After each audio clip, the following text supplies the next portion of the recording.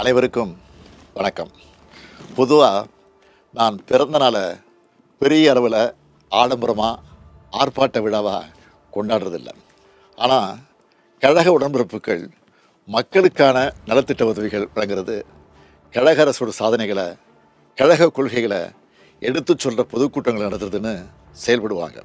இந்த முறை என்னுடைய பிறந்தநாள் வேண்டுகோளாக என் உயிரோடு கலந்திருக்கும் தலைவர் கலைஞரின் அன்பு உடன்பிறப்புகளுக்கு ஒரு கோரிக்கையை முன்வைக்கிறேன்.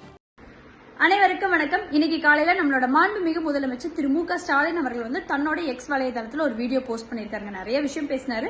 தமிழகம் 2 உயிர் பிரச்சனையில இருக்கு அப்படின்னு சொன்னீங்களே, தமிழகம் 2 உயிர் பிரச்சனையிலேயே இருக்கு, வெளியில போய் பாருங்க தமிழக மக்கள் எத்தனை பிரச்சனையில இருக்காங்க அப்படின்னு சொல்லிட்டு மொழிப்போர் அப்படின்னு சொல்லி பேசினீங்க. திருப்பியும் மும்மொழி கொள்கையை எடுத்துட்டு பேசிட்டு இருக்கீங்க. 3 மொழியில 3வது மொழியை விருப்ப மொழி இருக்கலாம்னு சொல்லியிருக்காங்களே தவிர ஹிந்தி தான் படிக்கணும்னு எங்கேயும் சொல்ல. அந்த 3வது மொழி ஹிந்தியாவும் இருக்கலாம், தெலுங்காவும் இருக்கலாம், கன்னடமாவும் இருக்கலாம். அதாவது எந்த மொழி அந்த மாணவனுக்கு விருப்பமோ அந்த மொழியை படிக்கலாம் தான் சொல்லியிருக்காங்க. இதுல திருப்பி நீங்க மொழிப்போர் பண்ண போறோம், நாங்க தமிழை காப்பாற்ற போறோம்னா, தமிழை காப்பாற்றுற வேலையை ஆல்ரெடி நம்மளோட சென்ட்ரல் கவர்மெண்ட் நல்லா பண்ணிட்டு இருக்காங்க. மோடியோட ஆட்சியில தமிழ் நல்லா வளர்ந்துருக்கு. தமிழை நிலைநாட்டுறதுக்கு என்னென்ன வேலை செய்யணுமோ எல்லா வேலையும் நம்மளோட மோடி அரசாங்கம் செஞ்சுட்டு தான் இருக்காங்க.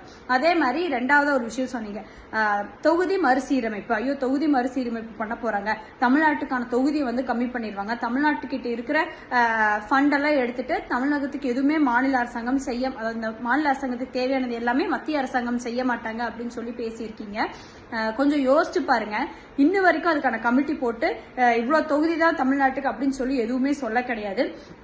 அதே மாதிரி பாப்புலேஷன் பேஸ்ல தான் நடக்க போகுதுங்கிறதும் எங்கேயும் சொல்ல கிடையாது.